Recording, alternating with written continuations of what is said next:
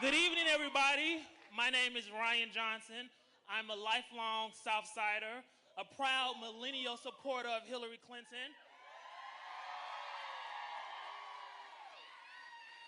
As my friends and I navigate adulthood, which at times can be a bit challenging, we realize more and more each day what's at stake in this election. We understand that whether it's employment, education, housing, our criminal justice system, or healthcare, there are still too many barriers that hold people back and must be broken down. We understand that we must build on the progress President Obama has made in our great country.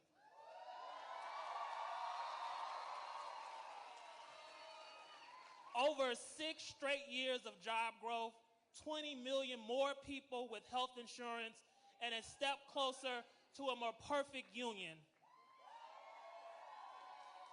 From social injustice to income inequality, I know that Hillary Clinton is the only candidate who has the experience, passion, and determination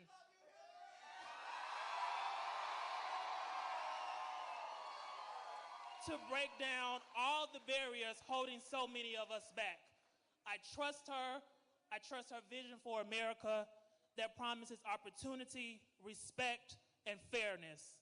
Hillary will fight to break down racial barriers by dismantling the school-to-prison pipeline, strengthen bonds between our communities and police, and end the epidemic of gun violence in our communities. Hillary will break down economic barriers that favor corporations and the wealthy, and she won't quit until she gets results. We have corporations refusing to raise their wages for workers, even though they are making record profits. She has put forward a future-oriented economic agenda that will create jobs in manufacturing, clean energy, and small business. She has the plans that will make real differences in people's lives by raising incomes, lowering healthcare costs, and ensuring the wealthy pay their fair share. So we invest in education and job creation.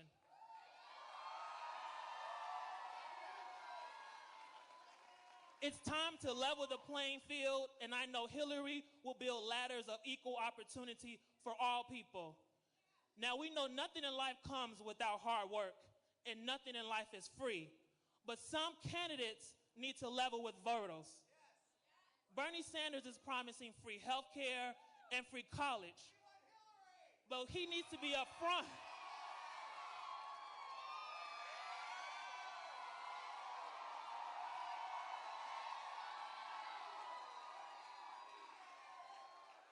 But Bernie Sanders needs to be upfront with how much it's going to cost and what the middle class will lose. His plans just simply do not add up. At last night's Democratic debate in Miami, we saw Hillary Clinton discuss how she would defend and expand on the progress made toward affordable health care under President Obama through the Affordable Health Care Act. While the plan Senator Sanders has laid out will force us to start all over again and reopen this contentious debate, Hillary Clinton has proposed many of the same end goals as Senator Sanders. She wants universal health care. She wants affordable, debt-free education.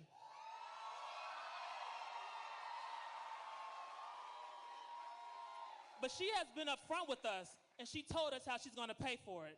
And when you look at the plans in detail and her track record of results, you know that Hillary Clinton can get it done.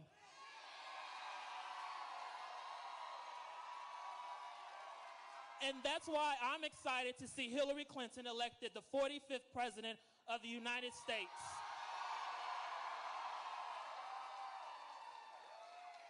The Illinois primary is less than a week away, and we need to secure a big win, and we need you to help knock on doors, make phone calls.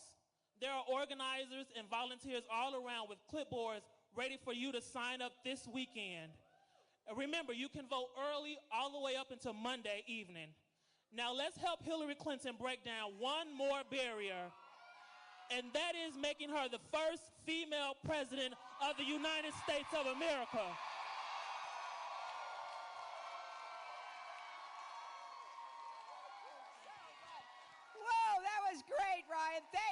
so much. Thank you all. I am so happy to be here. Thank you all very much. I am a little bit overwhelmed. We have a full overflow room, several hundreds of people, and we have several hundreds more outside still trying to get in. So we're going to go ahead, but we're hoping that more people do get in because I want everybody to have a chance. It's exciting. We're moving toward the Illinois primary. This turnout tonight, I think, shows you all know what's at stake. The stakes are high in this election, and everybody needs to come out and vote in the Illinois primary. I want to thank your state senator, Terry Link. I want to thank Lauren Beth Gash. I want to thank Congresswoman Jan Schakowsky. I want to thank Jeff Fujiro, the executive director here of the Park District, but mostly I want to thank all of you. Thanks for coming out tonight on 24 hours notice. You know, I feel particularly kind of a little emotional. I am a child of Chicago and the suburbs. I was born in Chicago. I grew up in Park Ridge. I was thinking, when I was growing up, Libertyville and Vernon Hills were like way out in the country. And I had great public schools, a great park district, an amazingly supportive neighborhood. And I am so grateful that I come from this part of the country, that I've had so many wonderful experiences. I have friends literally going back to kindergarten. Some of them are here tonight. They've promised never to tell you everything they know about me, which is kind of hard since I think you know everything there is to know. But I really always feel very much at home. And so being here tonight is a special pleasure. I wanted to make a couple of points because as Ryan said, I really do want to break down barriers. I'm running for president so that everybody in our country can have a chance to live up to his or her God-given potential. I feel so fortunate. That I was given opportunities. Not that there weren't obstacles then, and there certainly are obstacles today, but I had a chance to really feel like I could move forward in life, that I could be part of knocking down barriers. And as I came of age, we had the civil rights movement, we had the beginning of the women's movement, we had so much change going on. And now I see a lot of people feeling like they're not going to be able to get ahead or stay ahead. And that, to me, is fundamentally unfair. So what I want to do is break down barriers, starting with economic barriers, so that every person can have a good job with a rising income and feel like you're going to go further, your kids are going to go even farther, and that you truly will enjoy the American dream, just like we were told over generations. And what does that mean? It means good jobs and infrastructure, advanced manufacturing. It means more small businesses getting started and growing. That's where most of our jobs come from. It means combating climate change with more clean, renewable energy jobs. Now, everything I just mentioned, those are jobs that have to be done right here in Illinois and in America. Those are jobs that can't be exported. Those are jobs that have a ladder into and even beyond the middle class. When I talk about infrastructure, I want us to be globally competitive, and we no longer are. Our roads, our bridges, our tunnels, our ports, our airports are just not what they need to be in order for us to have the chance to really be as competitive as we possibly can. This morning I was in Tampa. Tampa has a huge port, but they've got to be able to expand that port because new ships that are much bigger are going to be coming through the Panama Canal. Now, I mention that because that's how we have to start thinking. How do we make jobs here in America? How do we attract more opportunities here? Well, we've got to make the investments, and the investments in infrastructure is one of the ways that we will be more competitive and more productive. And when I talk about manufacturing, look, that was a great way into the middle class for generations of Americans. Now we are in a fight to be able to preserve jobs and attract more jobs. We do need to change the tax code so it doesn't reward businesses that export jobs. And for any business that has gotten government tax breaks, like Nabisco in Chicago, they should have to pay back every penny if they're going to move jobs out of this state and our country. And when I talk about small business, you know, my dad was a small businessman. It was a really small business. It was him and my mother, my brothers, and I. He had a small fabric printing business in Chicago, and we would go and help him, you know, print fabrics, and occasionally he'd hire, you know, one or two other people on a short-term basis. But I saw how much he loved being his own boss. I saw how hard he worked to give us a good quality of life. We were always at the very top in the world in creating small businesses. We aren't anymore. And we've got to get back to doing that. And the fastest growing small businesses are ones headed by minority and women-owned firms. And so part of us have to recognize that we have to do more to get access to credit to small businesses, support small businesses. I'm excited by that. I've said I want to be a small business president, and that's exactly what I will do. We also need to raise the minimum wage because 2/3 of all minimum wage workers are women, most of them supporting themselves and their children, and a lot of them barely able to keep going even when they work full-time. And at some point in this country, if you work full-time and you do your part, you should not end up in poverty at the end of the year.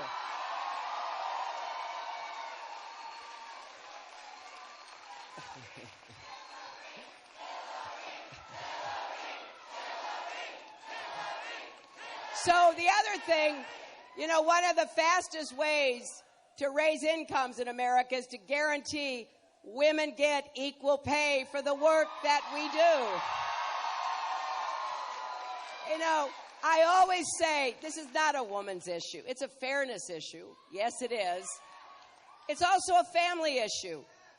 It's an economic issue. And I think it's time we recognize that we want to grow the economy. We are a 70% consumption economy.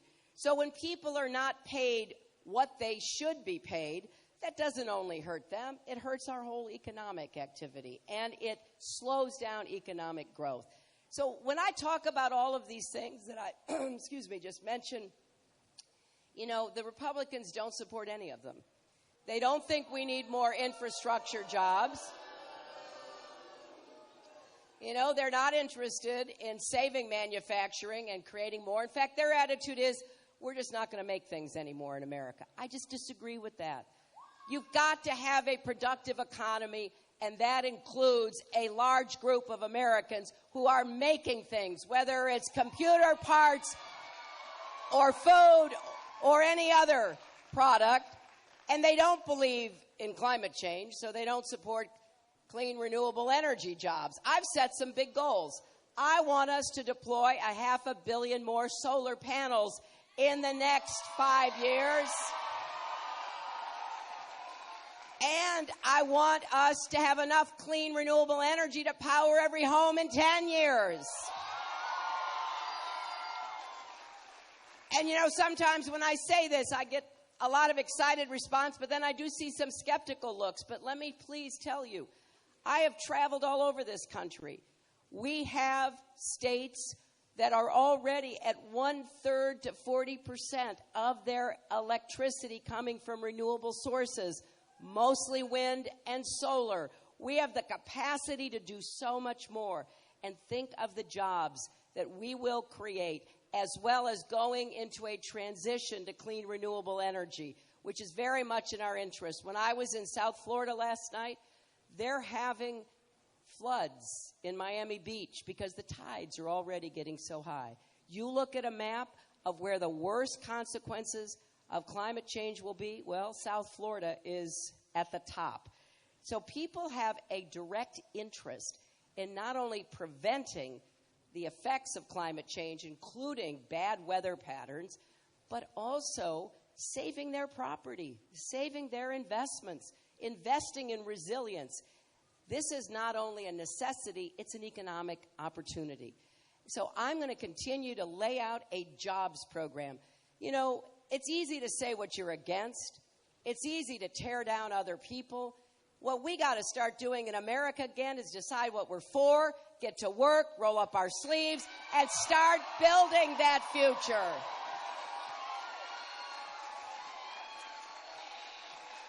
And I am very excited about it. You know, I listened to some of the other candidates. They are so pessimistic, so negative about us. I'll tell you, that's not how I see us and our country. First of all, I don't think you make America great by tearing down everything that made America great in the first place. Instead, I believe that our best years could still be ahead of us. I look at these young people, that's what I want for you. I want you to believe that, and I want us to work to achieve that. Now, another barrier we've got to keep tearing down is access to health care. And yes, I am very proud of what's been accomplished because, you know, before they called it Obamacare, they called it Hillary Care. And I tried very hard. I took on the drug companies and I took on the insurance companies, and they beat us. You know, it was a tough effort, but they were successful in stopping the kinds of changes that we need, not only to make sure people have access to health care, but to begin to control the costs of health care.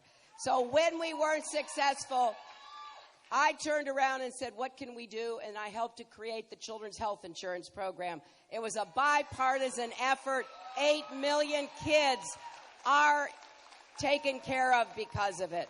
You know, I've said many times, I am a progressive who likes to get things done. That's growing up here in Chicago, knowing that at the end of the day, you have to show what you've done. What have you accomplished? So I was thrilled when the president got the Affordable Care Act passed, because we have been trying to figure out a way to build on our system. You know, if we were starting over, if we hadn't built the system we did starting after World War II, you know, maybe we'd be picking something else. But most people still get their health insurance from their employer. We have the Medicare program. We have the Medicaid program. We have the VA program. We have the Children's Health Insurance Program. And now we have the Affordable Care Act, which helps to bridge the gap. We are now at 90% coverage in America. And we have, thanks to the hard work of a lot of people, been able to insure an additional 20 million people. And I want to tell you something. People come up to me all the time and thank me for defending the Affordable Care Act. And oftentimes they say something that's pretty dramatic. I had a woman say to me, thank you for defending it. It saved my life. I said, what do you mean? She said, well, I was unemployed, and then I got a job that didn't have any insurance, so I didn't go to the doctor for years.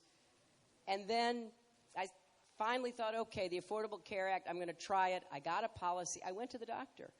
I told him I'd been having headaches. After an exam, he referred me to somebody else. They told me I had brain cancer. And I mean, you know, this is what happens when you are in a campaign like this, and I'm trying to hear people's stories. I'm trying to communicate what is happening to people, to others, so that we all understand we're in this together. And I said to her, so what's happening? She said, I'm being treated. And, you know, I have a pretty fair prognosis, but I don't think I would have survived.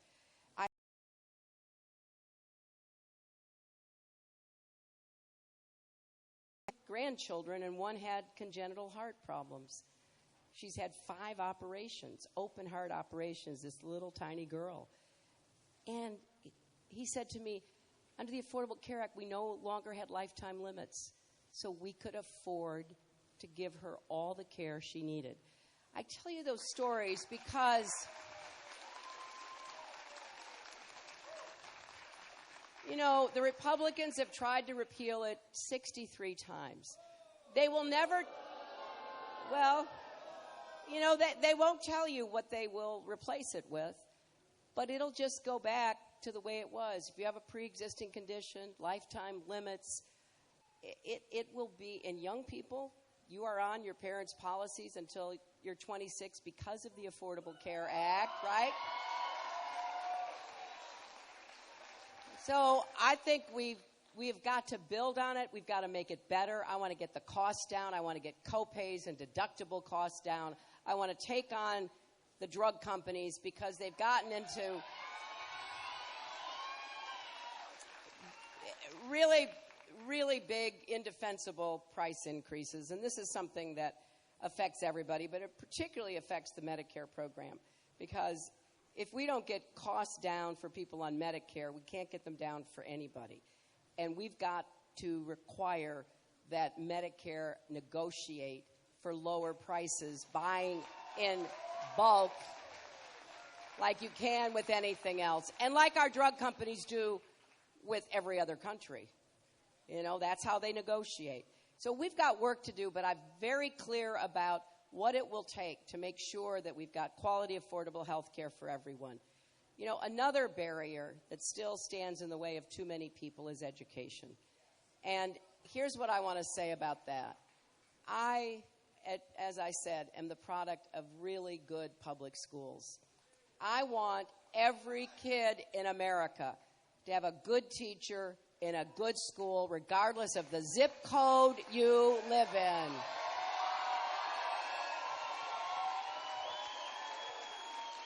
And, you know, I didn't know until I was the First Lady of Arkansas, and my husband asked me to lead a committee on improving the schools there, and then the work I've done all these years since, how many schools were so decrepit, dilapidated.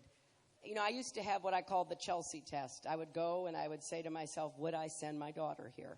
And, you know, there were a lot of places where I said, gladly, I would be thrilled to. I mean, just the quality of the place and the teachers and the attitudes.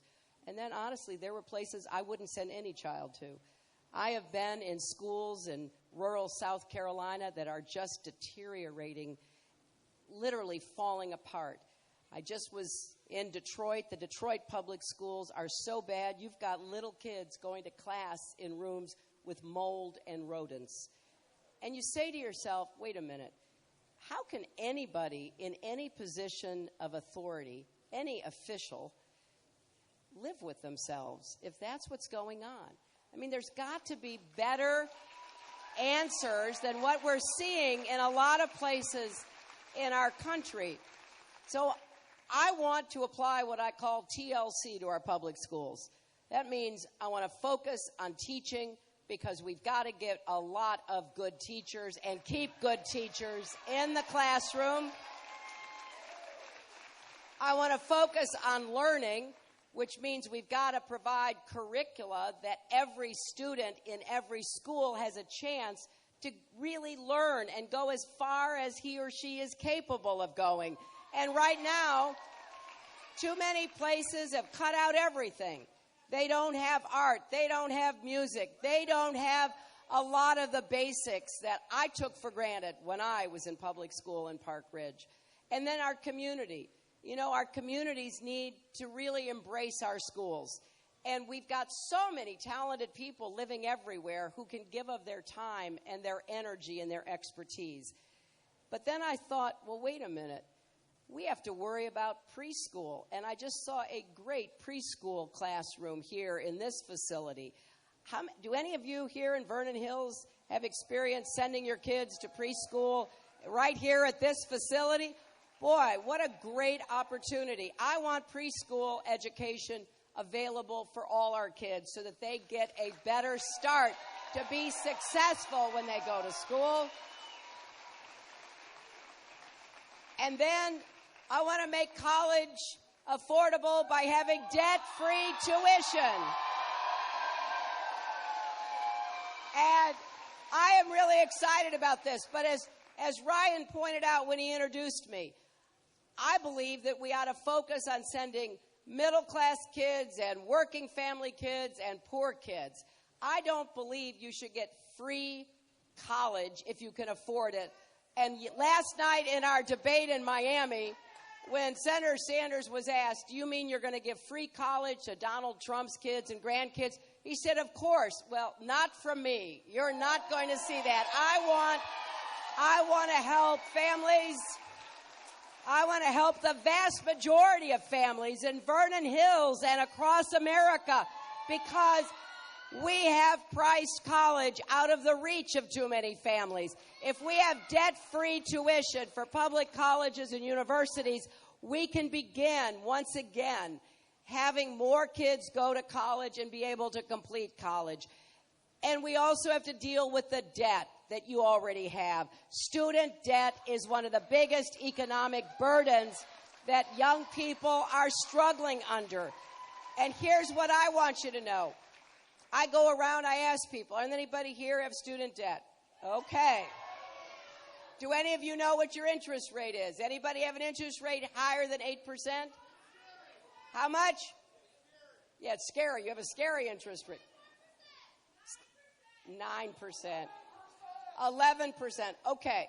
I want a lot of, some of us don't have that experience, and a lot of us may not realize what's gone on. We haven't had interest rates of any amount in years. You can refinance your mortgage. A lot of people did when the interest rates got low. You can refinance car payments. Corporations can refinance debt. But we saddle young people and their families with interest rates of 8, 10, 12, 14%, I've heard. Think about how unfair that is. So let's refinance that debt. Let's get it down. Let's make it manageable.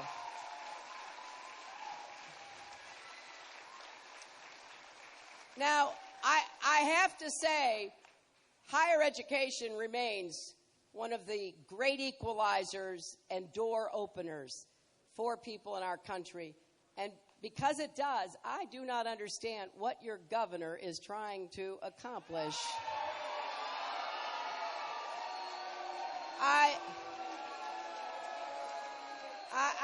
I mean, you've got some of your public colleges and universities that have said they're going to shut their doors or they're going to lay off most of their faculty.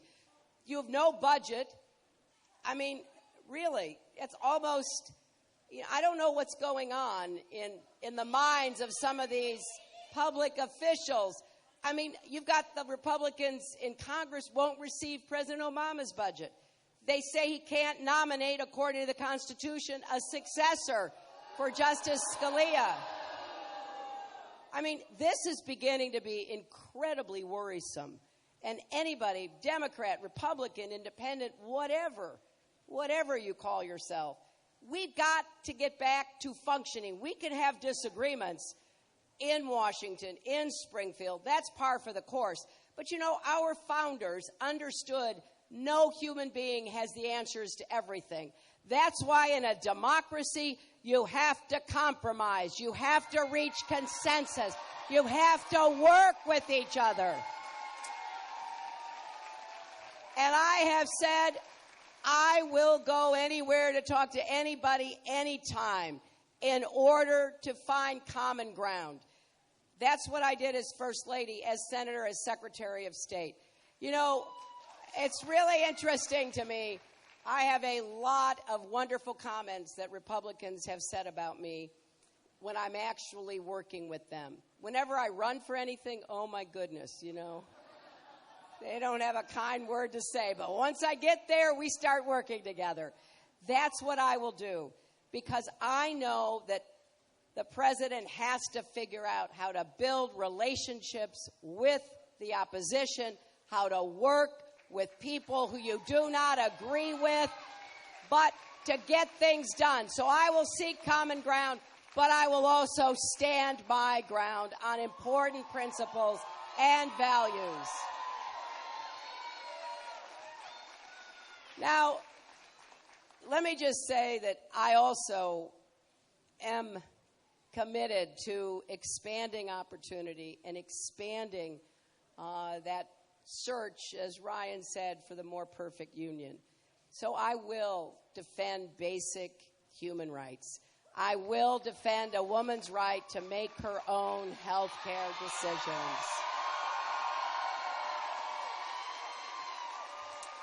I will defend Planned Parenthood, and I was honored to be endorsed by them. I will defend marriage equality and work to end discrimination against the LGBT community. I will defend voting rights. I was just in North Carolina, and my goodness, I don't know what part of democracy they are afraid of, but they are trying to make it really difficult for older people, young people, people with disabilities to actually vote. That is so contrary to who we are. I will also go after and do everything I can to reverse Citizens United, which has been a terrible, pernicious effect on our politics. I will also work to make sure that Social Security is not privatized, that we have a guarantee that will be available for young people. I will also do everything I can to assure that the VA is fixed, that the system operates effectively to take care of our veterans. I will continue to work for comprehensive immigration reform with a path to citizenship. I will work to reform the criminal justice system so everybody is equal under the law. And I will take on the gun lobby to try to achieve comprehensive reform measures. I know that's politically fraught. You hear a lot about all the powerful lobbies in Washington, and there are. I have tangled with them. I think I have a much better idea about how to deal with them than anybody else running. But I will tell you this. Yes, Wall Street, drug companies, insurance companies, big oil, they're all powerful. The most powerful is the gun lobby, by far, because it intimidates elected officials. It stands in the way of common sense reforms that have nothing to do with undermining the Second Amendment. Just ask yourself this. We have a no-fly list in America. People are put on it because there is credible evidence that they may in some way be connected to terrorism. The gun lobby does not want to prohibit people who are on that list from buying a gun in our country. That is absolutely absurd to me. And the other point I want to make is that I have gotten over the years to know many families of victims of mass killings, from Columbine to Sandy Hook to Mother Emanuel Church in Charleston. And the parents of the Sandy Hook victims are suing the maker of the AR-15 that was used to murder all those children. And, you know, every time I think about it, I think about what it must have been like. You send off your first grader maybe with a little backpack on his or her back, give her a kiss, give him a wave. Off they go to school. And the next thing you hear is that some crazed person has murdered so many of them. And I've met these mothers and fathers. So they know that they can't do anything to turn the clock back. They're trying to prevent any other family from ever experiencing this. But here's the problem. There was a bill passed in the Congress giving immunity to gun makers and sellers. So basically, you can't sue them no matter what they've done. You know, they're the only industry in America with that kind of liability protection. Cars can kill people. Prescription drugs can. Toys even can. And then we can try to figure out how to prevent it from happening again by forcing changes to be made. But there was a vote. I voted against it. My opponent, Senator Sanders, voted for it. And to this day, he hasn't adequately explained why he would gift gun makers and sellers with that kind of protection. So when the Sandy Hook families go to court to say, wait a minute, look at the advertising for these AR-15s. Look at how they are marketed. They are a military assault weapon, and they are sold to people who really have no business ever having them. They're not responsible. This young man, as we all know, was a deeply disturbed person. Their lawsuit may well just end before it begins because the answer will be, I'm sorry, there's nothing you can do about it. 92% of Americans and 85% of gun owners believe we need some changes. So I'm going to work on this. If I'm so fortunate enough to be your president, I will try to save as many lives as I can. Now, let me ask you for your help. I know you have early voting until Monday night. How many of you have already voted? Wow. Well, please, those of you who haven't, if it would be more convenient, vote. But otherwise, Tuesday's the primary. And I am absolutely committed to doing everything I can to try to keep our country moving together, united, strong, effective, giving hope and confidence and optimism to our fellow Americans and particularly to our young people. But I can't do that without your help. I'm asking if you will go and vote for me, stand up for me. I will do everything I can to wage a campaign as the Democratic nominee that will clearly stand against the demagoguery and the comments, the rhetoric that are coming out of the Republicans, particularly their leading candidate. You know, when you run for president, it matters what you say. And it really matters if you are president. People around the world watch us so closely. They listen to what is being said. They make decisions based on that. You know, after I ran that tough race against President Obama, when I dropped out, I immediately endorsed him. I nominated him at the convention in Denver. I worked to get him elected. And then I was honored to be asked to serve as Secretary of State. So, on your behalf, I went to 112 countries talking about what our country stood for, working on peace deals, resolving conflicts, trying to build a more peaceful and prosperous future. And so in the last weeks, I've been getting messages from a lot of the leaders that I know from around the world. And their message basically is, what is happening?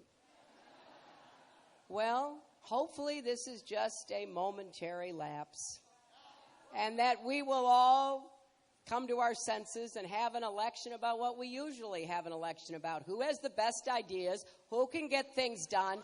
Who can move us into the future? And think about running for president as a big job interview that all of you are conducting. And look at those candidates and ask yourself, who can do all parts of the job? Who can be both president and commander-in-chief? Who can work with the Congress? Who can run the government? So if you will support me on Tuesday, I promise you I will work my heart out for you every single day, and we will move into the future with that confidence and optimism that is the American spirit. Thank you all so much.